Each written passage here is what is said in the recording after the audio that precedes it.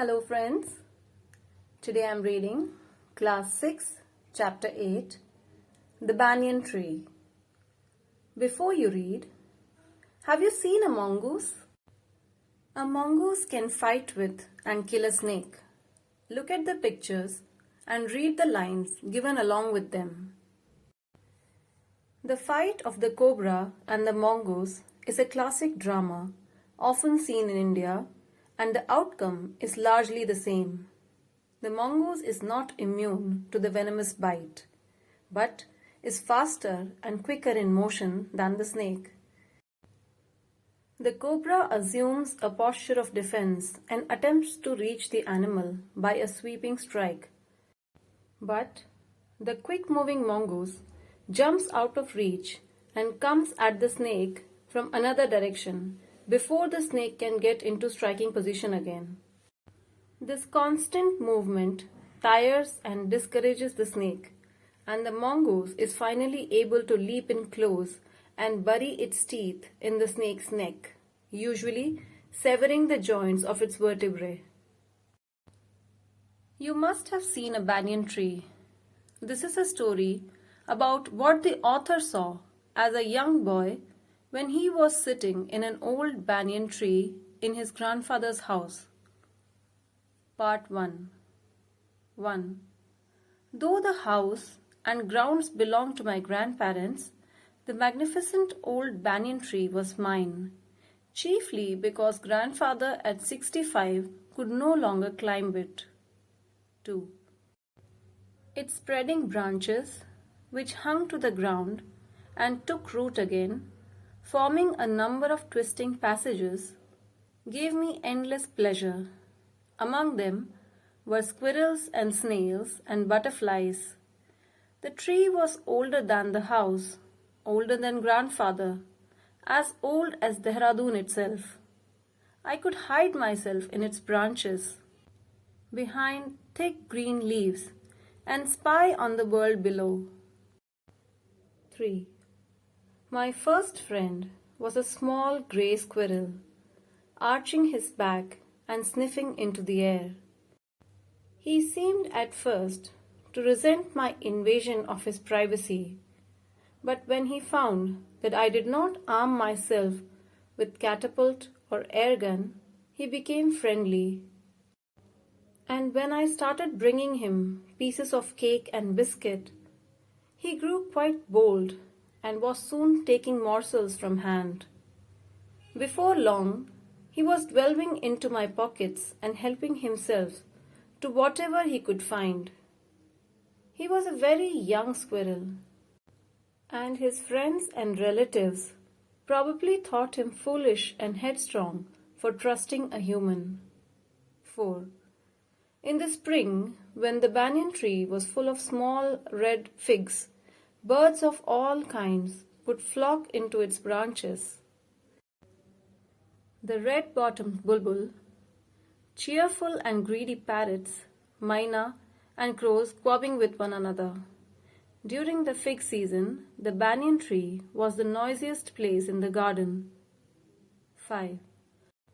Halfway up the tree, I had built a crude platform where I would spend the afternoons when it was not too hot.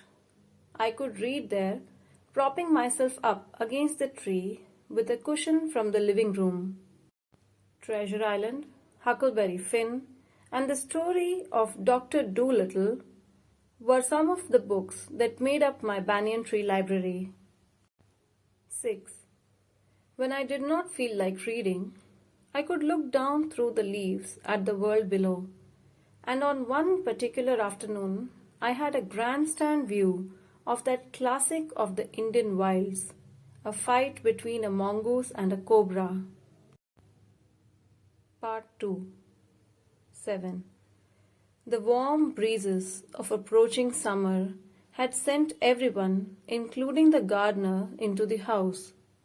I was feeling drowsy myself, wondering if I should go to the pond and have a swim with Ramu and the buffaloes, when I saw a huge black cobra gliding out of a clump of cactus. At the same time, A mongoose emerged from the bushes and went straight for the cobra. 8. In the clearing beneath the banyan tree, in bright sunshine, they came face to face. The cobra knew only too well that the grey mongoose, 3 feet long, was a superb fighter, clever and aggressive. But the cobra too was a skillful and experienced fighter. He could move swiftly and strike with the speed of light. And the sacs behind his long sharp fangs were full of deadly poison. It was to be a battle of champions. 9. Hissing defiance, his forked tongue darted in and out. The cobra raised 3 of his 6 feet off the ground and spread his broad spectacled hood. The mongoose bushed his tail. The long hair on his spine stood up. 10. Though the combatants were unaware of my presence in the tree, they were soon made aware of the arrival of the 2 other spectators. One was a myna, the other a jungle crow. They had seen these preparations for battle and had settled on the cactus to watch the outcome. They had been content only to watch. All would have been well with both of them. 11.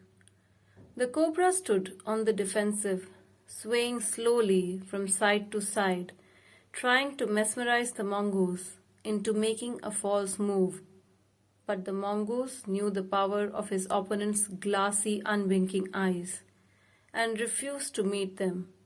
Instead, he fixed his gaze at a point just below the cobra's hood and opened the attack. 12.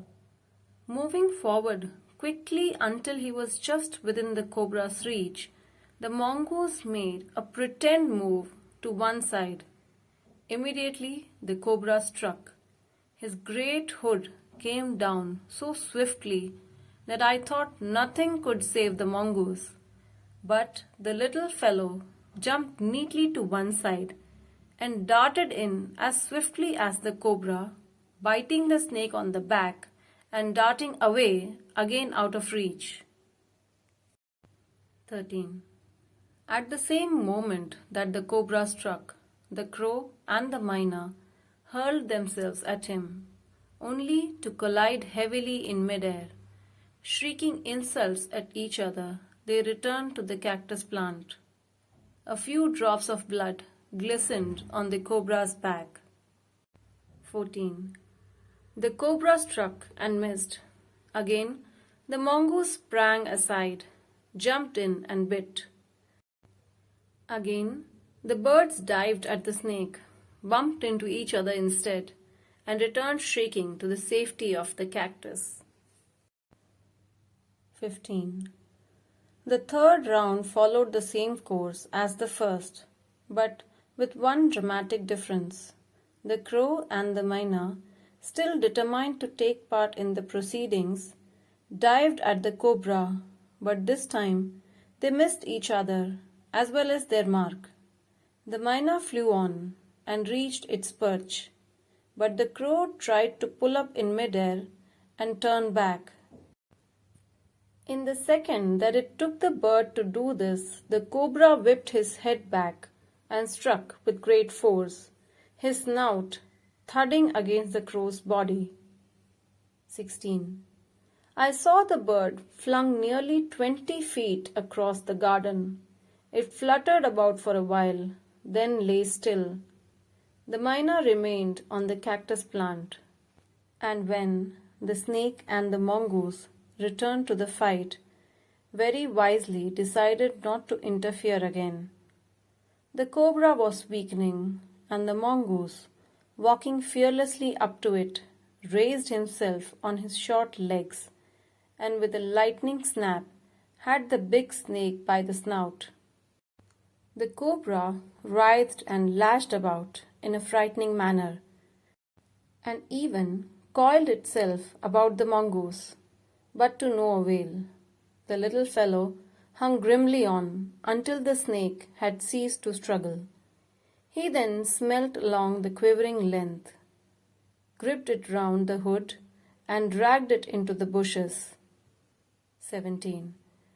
The mynah dropped cautiously to the ground, hopped about, peered into the bushes from a safe distance, and then, with a shrill cry of congratulation, flew away. Ruskin born, slightly abridged. So friends, hope you find these videos useful. If there is any particular chapter you want me to read, kindly comment in the comment box. Also, don't forget to share these links with your friends and your juniors. New videos are being uploaded constantly, so subscribe to the channel to get all the new updates. Thanks for listening.